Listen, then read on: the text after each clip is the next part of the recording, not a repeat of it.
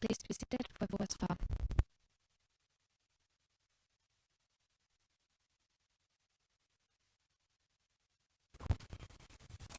Okay. Now we listen to you, Mr. Canavas. The floor is yours, please. Thank you.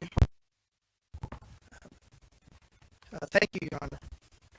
And good morning again to everyone in and around the courtroom. The facts are what they are. You have them before you. You be the judge of it. No pun intended.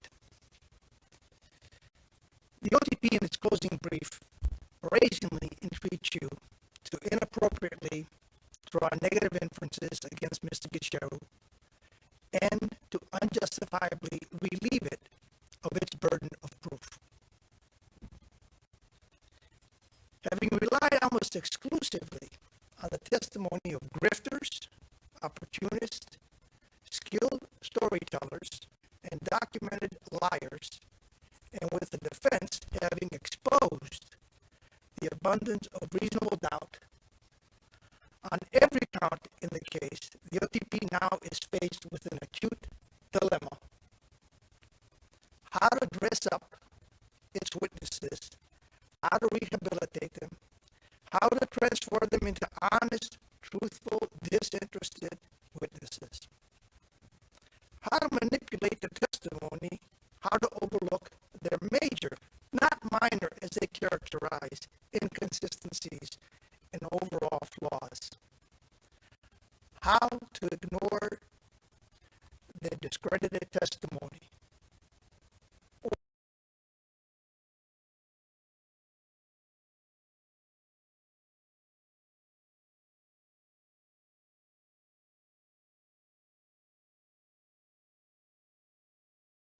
and corrupted by tunnel vision,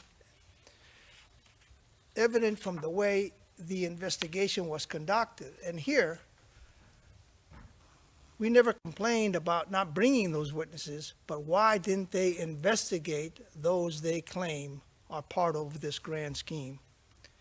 The OTP bought into and latched onto lies, fairy tales, fantastical excuses, and rationalizations, all while ignoring obvious flaws and contradictions, and weaponizing the verb to clarify into means of confabulation and memory development.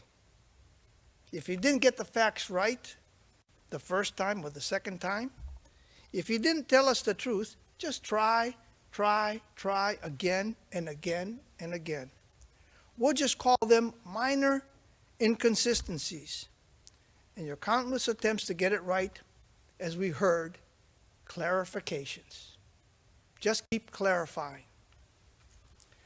Realizing that it cannot withstand the scrutiny demanded by the statutory provisions of the rules of procedure and evidence of the ICC, the OTP now advocates for you, Madam President, to put your thumb on the scales of justice, to tilt them in favor by overlooking the weaknesses and gaps in its case, by casually assessing the evidence, by accepting its testimony on whose voice it is on the tape-recorded conversation, and to adopt its interpretation of what was said in another telephone conversation by one of its witnesses who was scripted by the OTP investigators, but unfortunately was unavailable to be confronted, examined, and impeached by the defense. The OTP, in its brief, argues that it was disadvantaged and that we took advantage of them by tailoring our case to its evidence by stonewalling them, not agreeing to its proposed agreed facts, not divulging the theory of the defense, not giving an opening statement, and not putting our case to the witnesses. They argue that you should view the evidence through its result determinative prism, that you assess the evidence by ignoring critical nuances in the ICC jurisprudence, which I'll point out, that you overlook the lack of quality in its investigation. Yes, they are expected to go and investigate. That you fill in and bridge over the gaping gaps in their case. That you excuse the lack of certainty and ignore the reasonable doubt that persists in this case. And, might I add, that you haphazardly find that it has met its burden of proof. Now let me talk a little bit about this notion that we tailored the defense. They argue that we tailored our defense by stonewalling. I've never seen this before in a brief, I must confess. This is in paragraph 63 and 309 of their brief. This argument is embarrassingly amateurish, and it's, as it is, how should I put it, absurdly vacuous. Firstly, it is undisputably obvious that we, the defense, relied exclusively on the disclosed material that we got from the OTP. There were no tricks, there were no surprises, there was no new evidence. Just what was in their possession for years and years, except the newly evidence that they came up with that was disclosed to us through this clarifying and memory development interviews and proofing sessions, which we discussed during the trial. Secondly, about tailoring. Here, with apologies, I might have to give a short lecture to the prosecution on the art of trial advocacy. A trial, by its very nature, is an organic process. It's dynamic, it's not static. And it's a cardinal rule that you show up prepared, but you remain flexible. You remain in the moment. And to do otherwise could amount to ineffective assistance of counsel. When circumstances change, you should adopt. But once a theory is chosen, the trial begins with that theory. Strategies and tactics may alter, but the theory remains. And we'll talk about our theory too. Thirdly, where the statutory provisions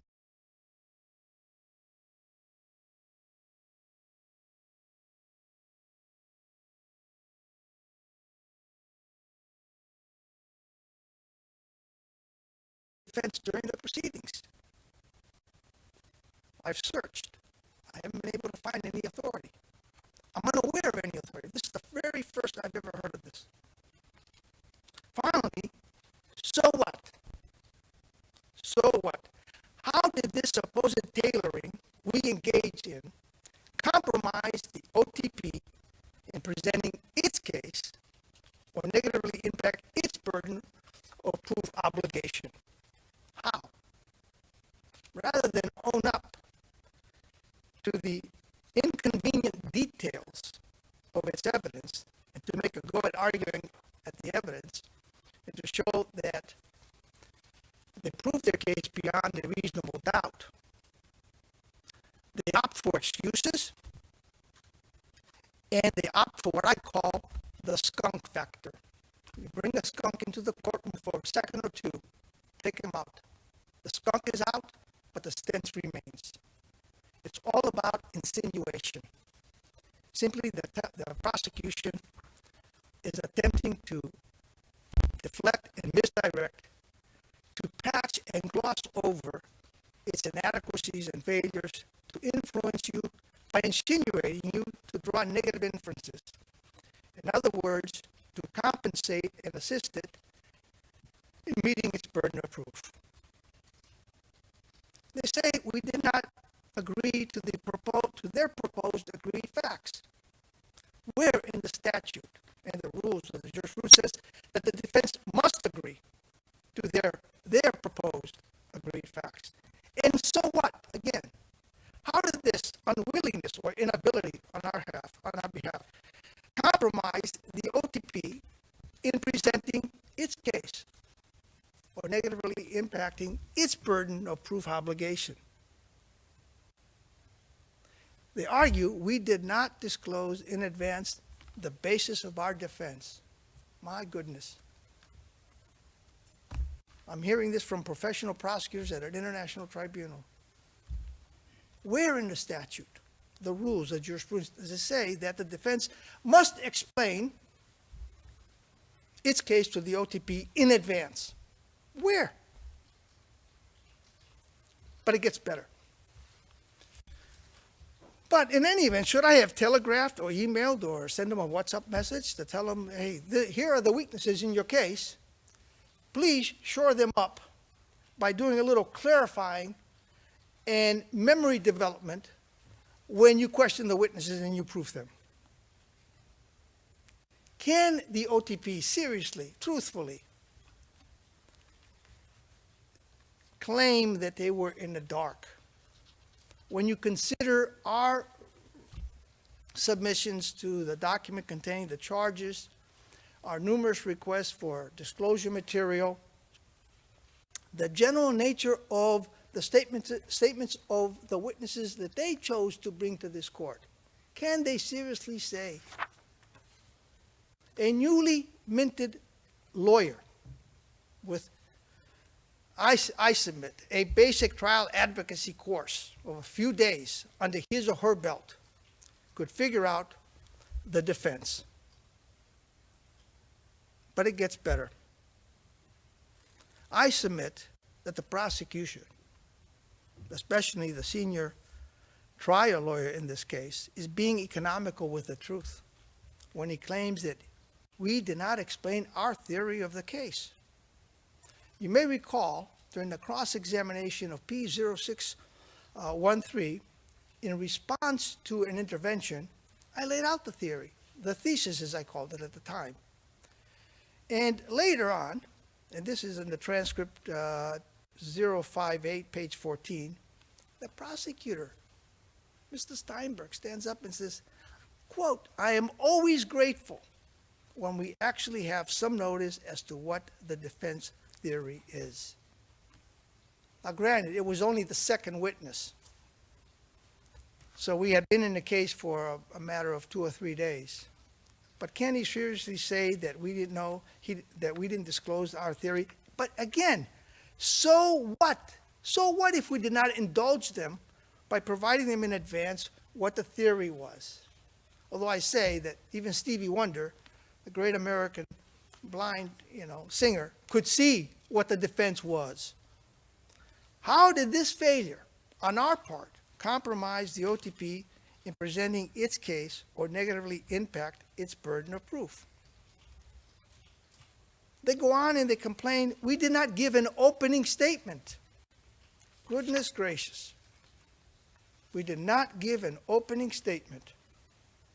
Where in the statute does it say that the defense must give an opening statement? It doesn't.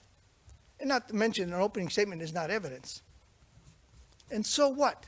How did this strategic or tactical decision on the part of the defense compromise the OTP in presenting its case or negatively impact its burden of proof obligation?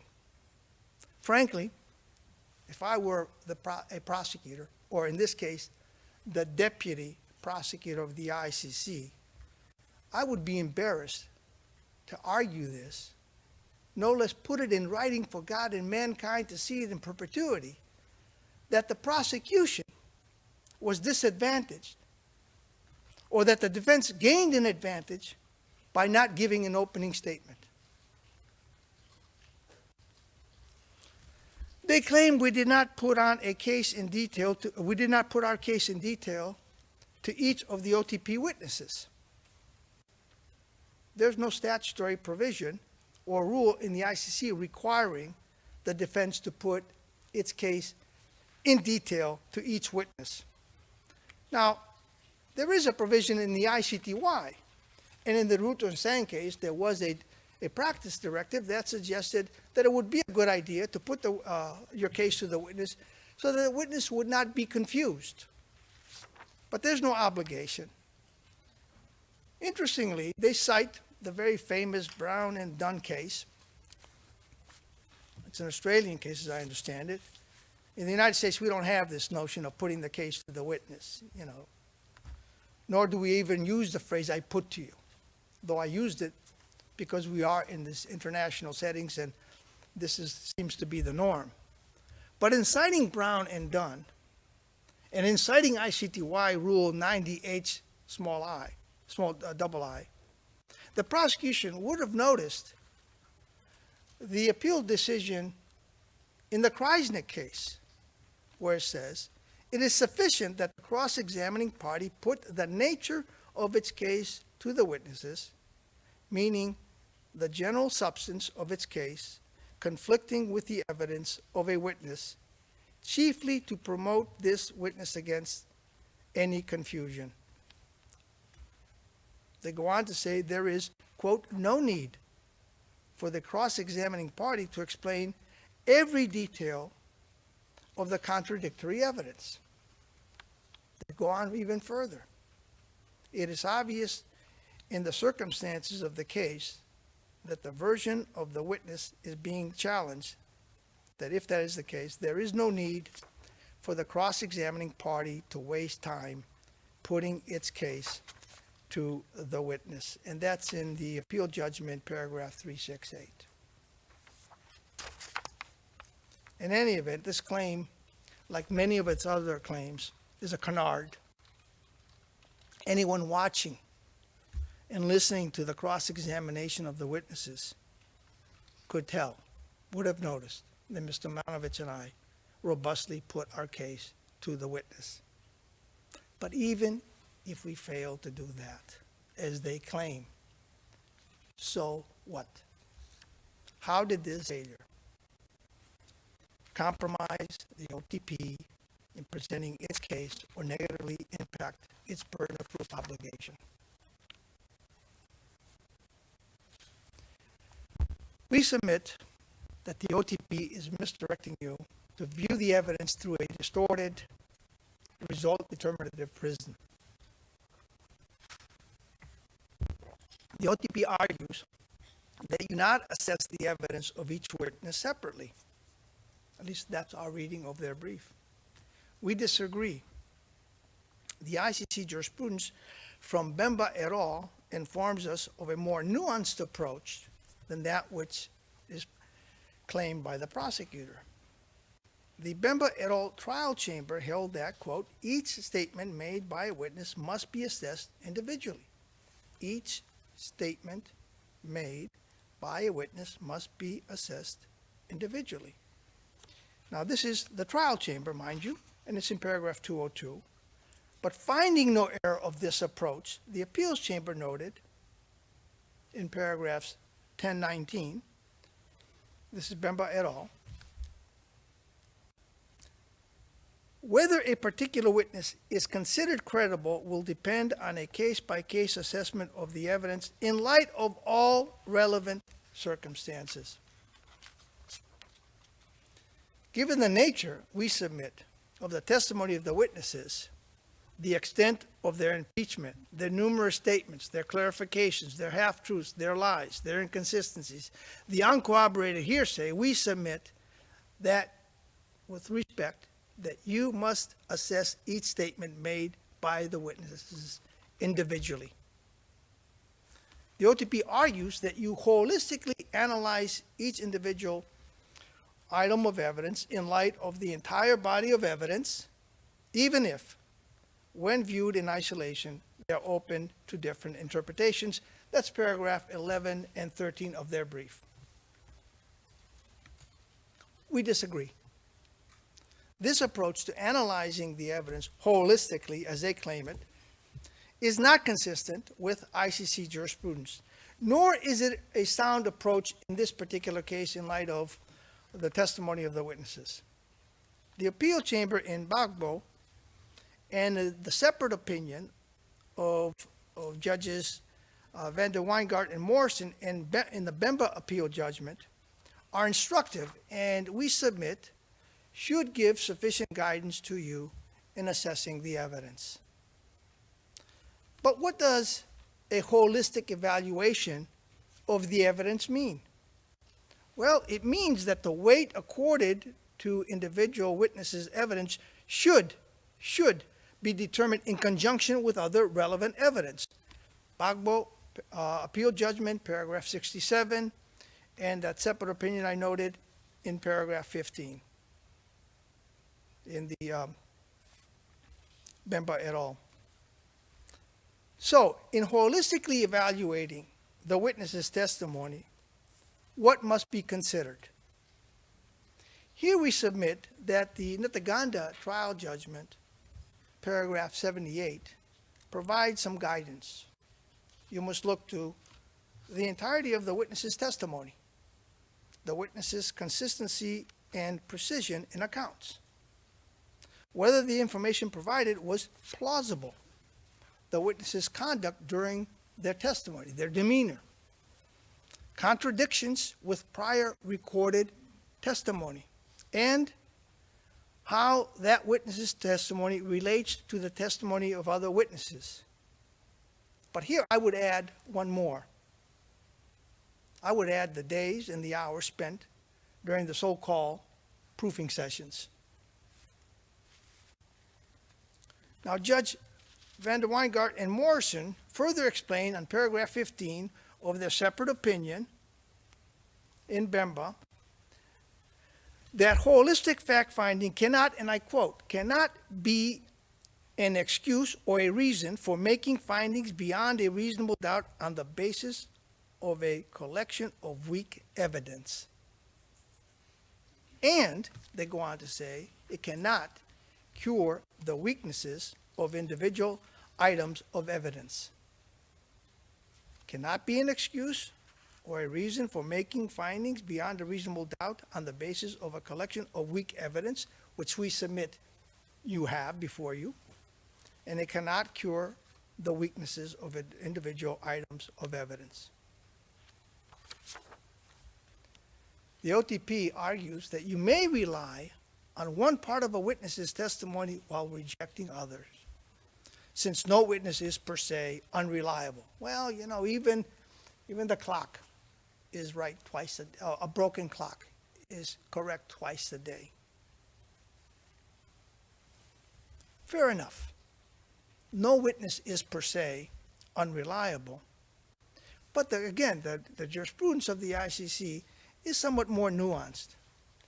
In Gunjolo, I apologize for my pronunciation of the names, informs us that, and this is in the appeal judgment, paragraph 168, that some witnesses may be impeached to such a degree that they, quote, cannot be relied on even if other evidence appears to corroborate part of his or her testimony. They go on to say, witnesses whose credibility is impeached, quote, may be relied on to the extent that they are corroborated by other reliable evidence. This is the jurisprudence, and all we ask is that you follow it.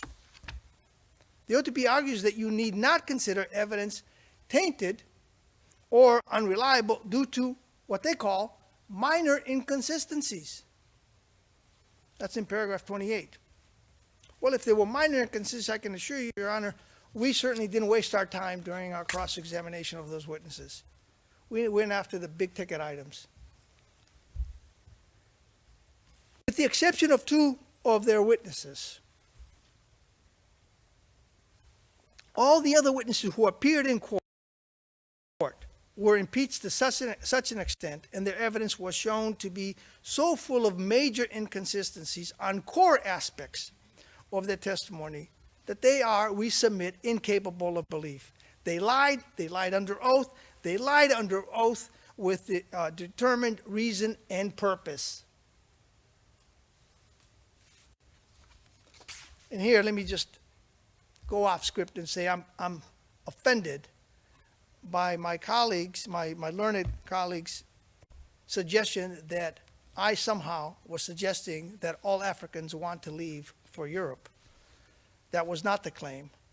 The witnesses that he paraded before you, those were the ones that we demonstrated had a plan and wanted to get out. And we demonstrated that. And we, in fact, brought one witness, they brought one witness who gave good evidence on how he and two other witnesses plotted how to lie to the prosecution, knowing that the investigators were not going into the field. And to that they say, so what? We say, so plenty. The OTP claims that the chamber should distinguish the actions and statements made while the witness were under the corrupt influence of the perpetrators and the statements when the influence was removed. And this is in paragraph 35. Well, first of all, they provide no legal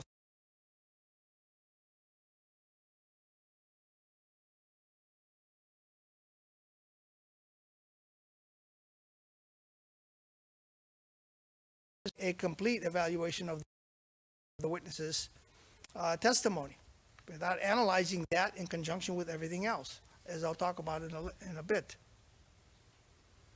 The OTP is asking you, Your Honor, to ignore weaknesses, inadequacies, contradictions, documented lies, and uncorroborated hearsay to support their position. And they're asking you to essentially cherry pick, to simply adopt the most recent one, the most recent version of the many, many events. We had one witness, he was questioned 50-some times. Just adopt the very, very last one, because by that point, the clarification and memory development had been solidly put in place. Normally, I wouldn't do this, but in an international court, but I think it would be instructive considering the nature of the evidence that we heard and the arguments that are being made by the prosecution. I'm going to give an example. I should tell this to my juries, but I think it's apropos for judges as well. And it's my beef stew example. Suppose you go to a restaurant and you order beef stew. That's your favorite meal. You've been looking forward to it. Maybe you've been to that restaurant before. That beef stew looks good. Right texture, right color, the scent, unbelievable. Take a spoonful. My goodness, it's tasty. Take a second one, then you bite into a piece of meat. First piece is good. Second one is also good. Tender, moist. Third one, you realize is rotten, is bad. Now, what are you to do? You're supposed to sift through your beef stew to figure out which piece of meat is good, if any of them now, because all of them have been contaminated by the bad meat. Or should you say, you know what? I'm going to put this dish aside. Maybe I'll order something different, or better yet, I'll go to another restaurant. That's what they're asking you to do, Your Honor. They're asking you to sift through and try to cherry pick and decide what pieces of evidence a witness gave might be, after being impeached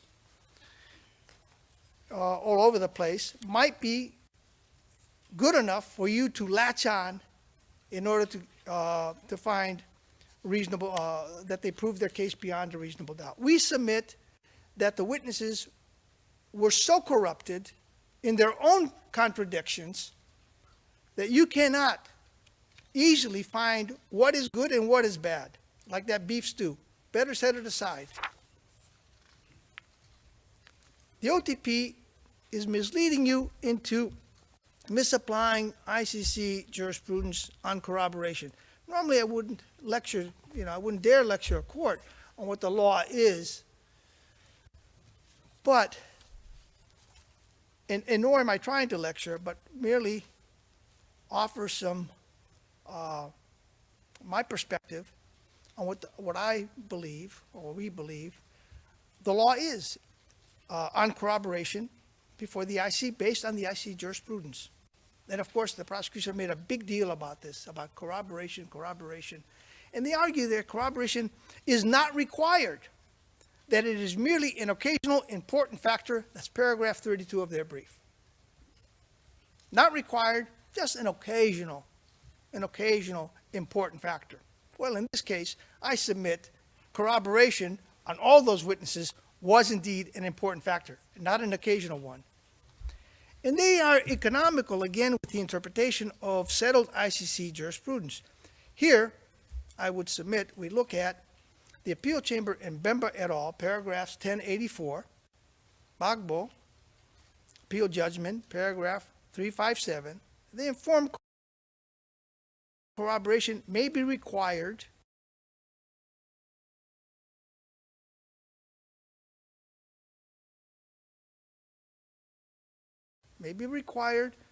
to be convinced of the credibility of a witness and reliability of the witness's testimony. The appeals chamber in Gunjulo, paragraph 168, as well as in Bemba et al., trial judgment 204, further informs that where the trial chamber has reservations about the credibility of a witness, has reservations of the credibility of the witness, it may rely on his or her evidence, quote, to the extent that it is corroborated by other reliable evidence, noting that some witnesses may be, quote, impugned to such a degree that they cannot be relied upon, even, I underscore that, if other evidence appears to corroborate.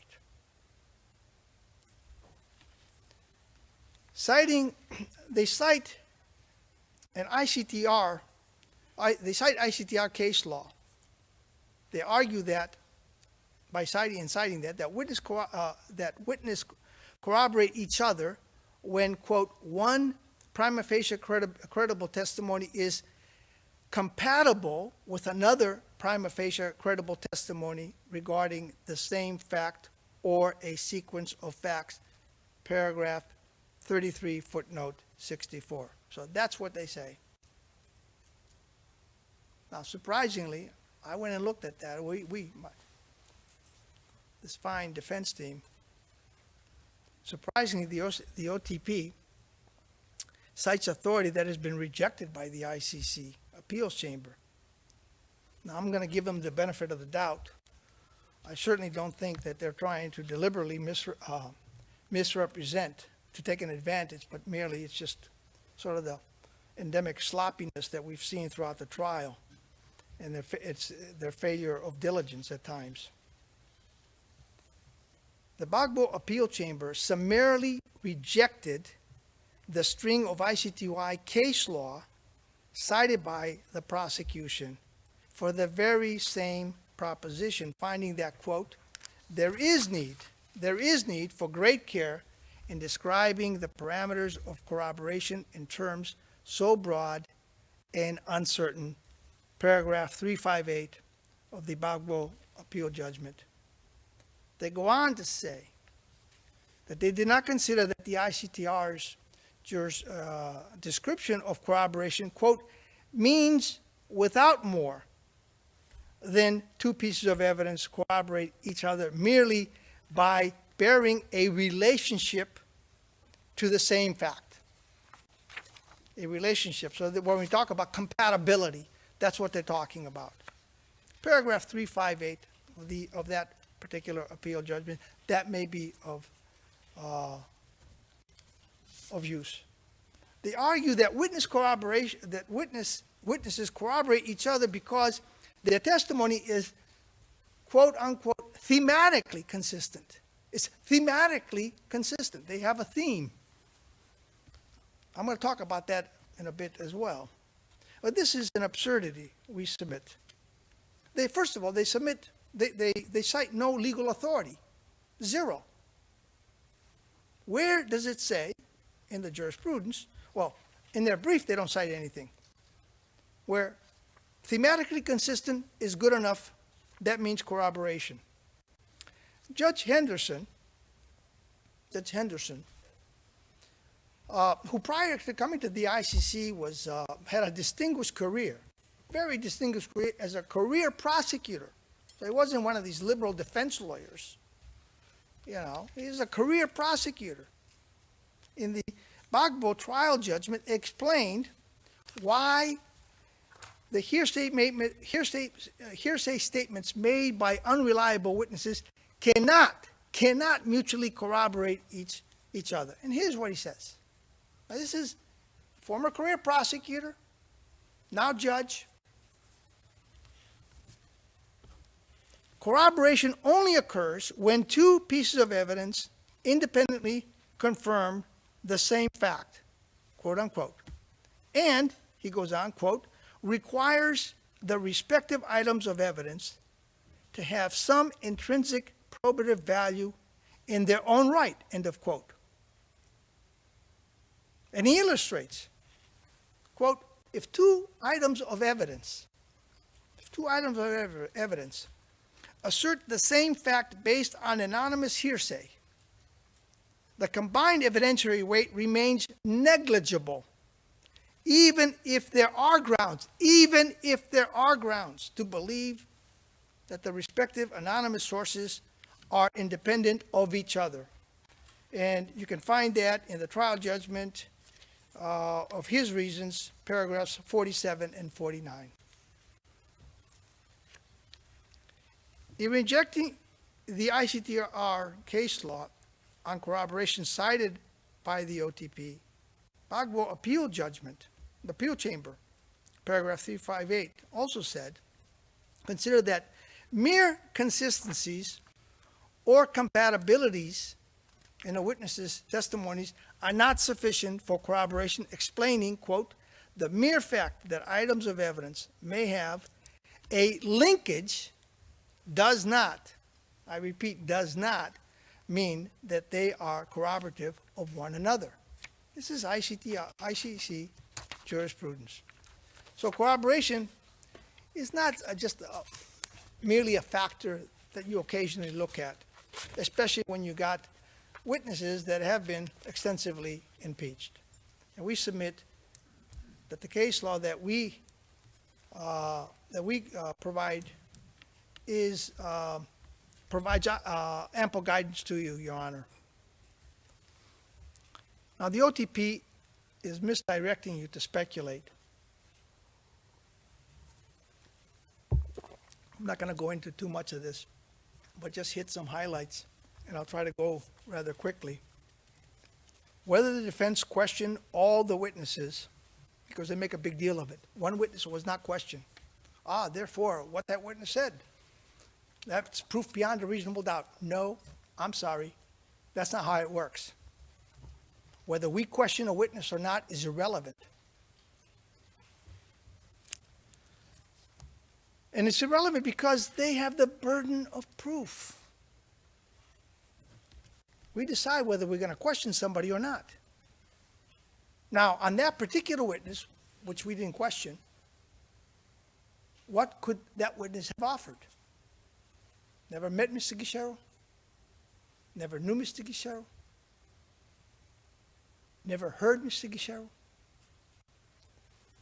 That the prosecutor speculates, testifies essentially, it was Mr. Gicheru on the line. Whether the defense dispute the reliability of the phone data or process of extraction is irrelevant. We're not saying that these experts weren't experts. But what does that data tell us? It doesn't tell us anything. The prosecutor today testified a little bit, telling us what inferences you should draw. Well, that's not in the reports. They can't tell us when those numbers were actually in at the time. Whether the defense dispute the authenticity or reliability of the bank records is irrelevant.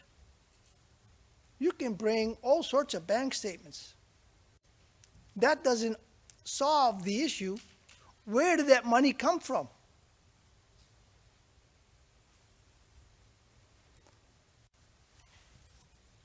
We provided some alternative plausible explanations. There may be more.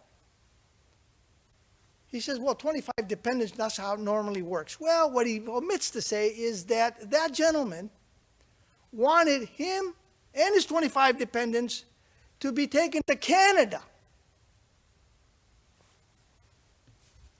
That's what that was all about.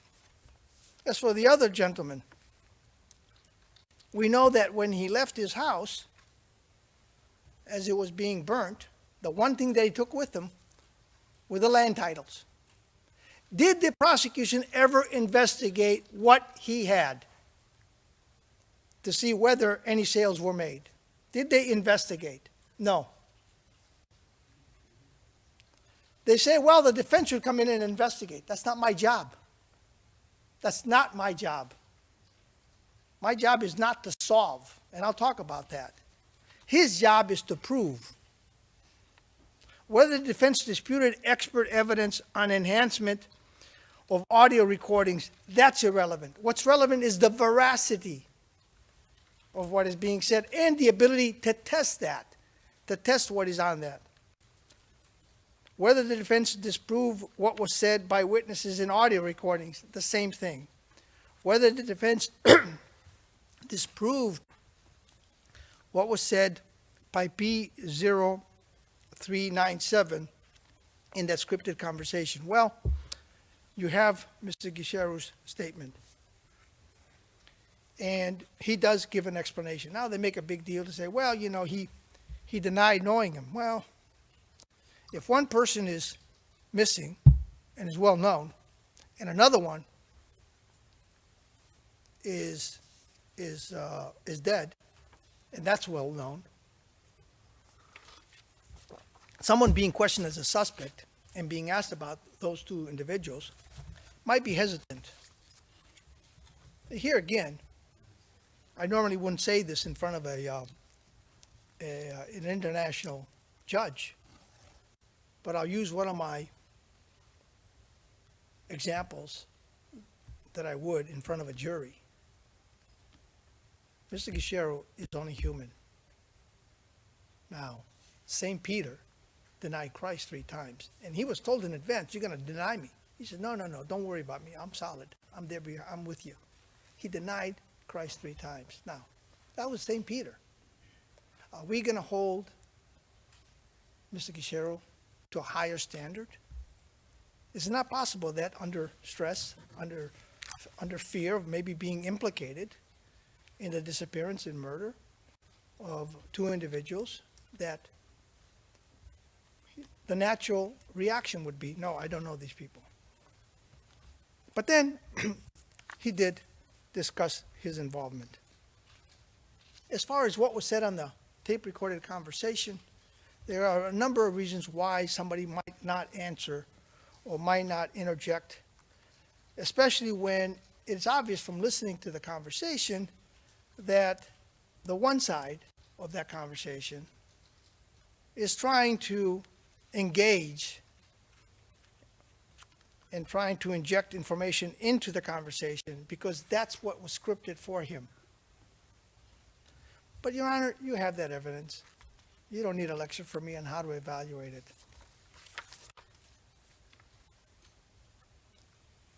I'm almost there. I'm almost over. Get to my final remarks. The OTP argues, and I quote, where the prosecution has produced evidence that establishes proof beyond a reasonable doubt, unless the defense is able to present controverting evidence sufficient to raise reasonable doubt, the accused must be convicted. That's in paragraph 18. So, they produce their evidence unless we rebut it, Well, they either misapprehend how evidence should be assessed, or they simply attempt to mislead. Either way, they're wrong. Whether the OTP has produced evidence establishing proof beyond a reasonable doubt is a question that can only be answered after, and only after, all of the relevant evidence is assessed. This includes the evidence adduced by the defense. They claim we didn't put on a defense. Well, we did. We put on a defense through cross-examination, and everything that came in through cross-examination is evidence. So it's not, well, we put the witness on direct. What the witness said on direct is proof beyond a reasonable doubt. If the defense didn't contradict it, it stands. It doesn't work that way. It matters not whether the defense opted to put on a defense by calling witnesses or not. Our witnesses, our evidence came in through the cross-examination. And we submit that in assessing the evidence of each witness, you also have to, and whether that evidence was presented to a level of proof beyond a reasonable doubt, it is necessary, I would normally say it may be necessary, but in this case I would say it is necessary for these particular witnesses to consider the assessed evidence of other witnesses and any other assessed relevant documentary evidence. So contrary to the accusations lodged by my learned colleague that we somehow want you to piecemeal it, no, that's not the case. But you have to start somewhere. And you don't start with a global picture. You start by looking at each statement individually, each witness individually. Then you look at the other evidence and how each witness is connected, and all of them were connected in one way or another, and we demonstrated that. And only through that process will you be able to find where the truth may lie. Or better yet, or I should say more importantly, whether the prosecution has proved its case beyond a reasonable doubt. So, contrary to what my learned colleague is suggesting, and maybe I got it wrong, but they seem to be suggesting that this is some sort of a competition between two competing narratives. And you are to decide which is the more attractive, persuasive, compatible, thematically agreeable, or possible, or even plausible. Well, and I submit it is not. It is not about selecting two competing narratives. They have a burden. They have to prove their case. I don't have to put on a narrative. But I can't poke holes at their case. I can't show that they have reasonable doubt. I can't show that their witnesses are inconsistent, that they have among themselves planned and colluded. And it's not about weighing probabilities. Which of the two versions is more, probable? It's not about that. It's not about beliefs, feelings, intuitions, or suppositions. It is not about opinions formed through the media, from having been exposed to information during the confirmation process, or even during the presentation of the evidence during the trial. Now let's be honest, we're all human. We are influenced to one degree or another by what we hear and what we may be exposed of.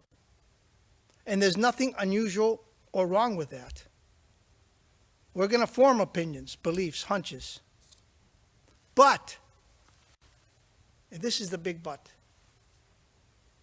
but when it comes to assessing the evidence at the end of the trial, these opinions, beliefs, feelings, hunches, and suppositions must be set aside. Not only that, but we submit that you must guard vigilantly and uncompromisingly from assessing the evidence through a prism of those opinions, beliefs, suppositions. And there lies the danger, we submit. Far too often, we form an opinion and then we begin to look at the evidence and the facts, but we're looking at it through the prism of that opinion that we've already formed. And that can be misleading. That can mislead us to the wrong assessment. And we say that has to be set aside. So what we're asking you, Your Honor, we're asking you that you objectively assess the evidence, as we know you will, without passion or prejudice, by strictly adhering to and remaining within the contours of the ICC jurisprudence. And any opinions that might have been formed as a human being while the testimony was being heard, set that aside. Look at the evidence objectively, all of proof beyond and the burden beyond a reasonable doubt. Again, normally I wouldn't do this in front of a judge, but I feel compelled that in this instance, this is one of those rare occasions in an international court in front of a professional judge that I might be of some use, especially when you take up the task, which only you can do, this heavy burden of assessing all of the evidence and determining Mr. Gicheru'S destiny.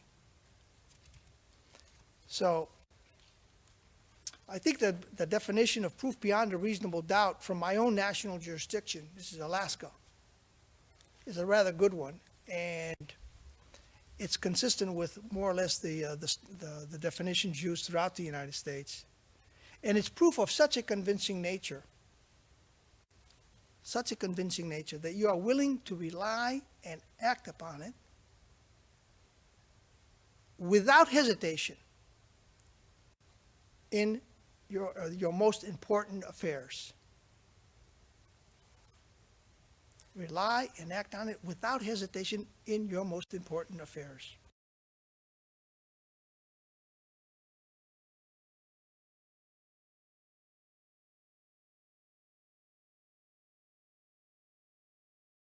Maybe by way of example.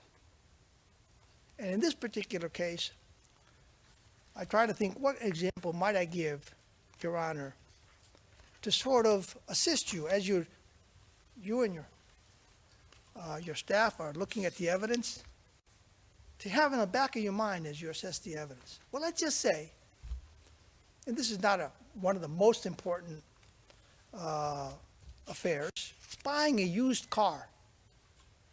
Maybe buying a new car or buying a house or getting married, that's an important affair. But let's just say just a used car. You're like me, you don't know too much about engines. So you're going to bring somebody along with you who knows a little bit, who's going to be able to ask some questions of the used car salesman, because at least in the United States, I don't know how it is anywhere else, but at least in the United States, used car salesmen are slick talkers, and half the time, or most of the time, they're sort of embellishing on the facts. So you bring this fellow along to help you out, buy this used car.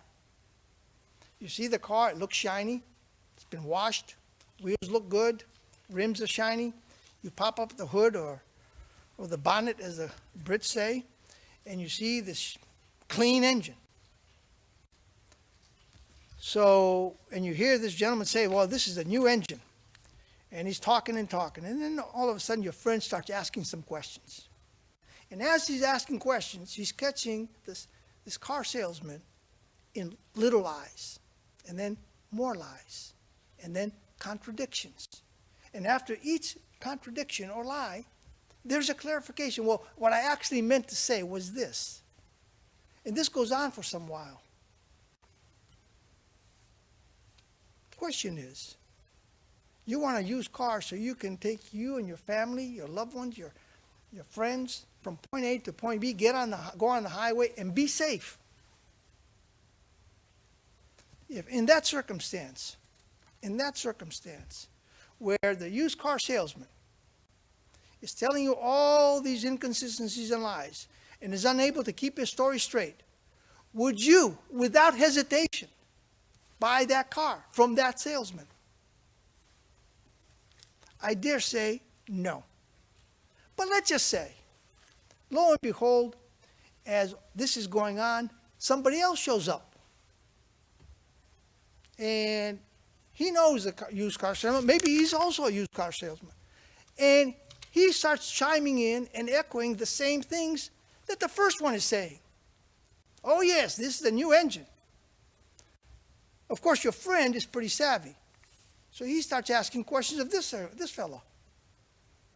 And sure enough, the lies keep coming, the inconsistencies, the contradictions. And all of a sudden, another one comes.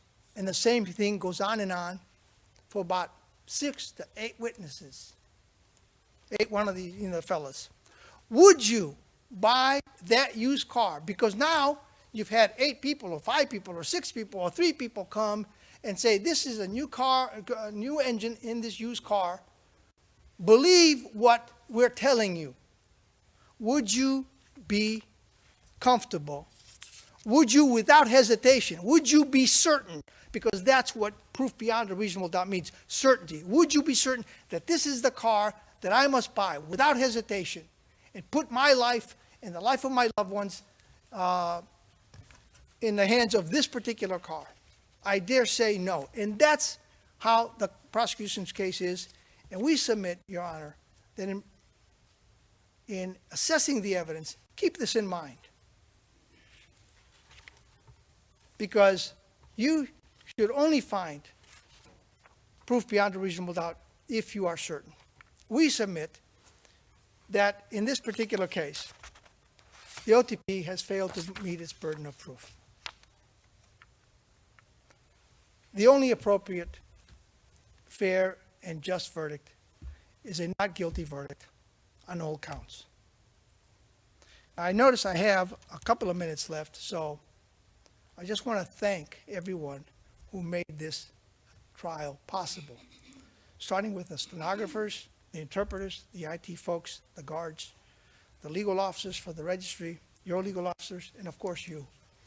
With all due candor, I can say that this is one of the best tried cases I've had in my career. And it's a testament to everybody involved in this process, but especially you for presiding over what I would call a very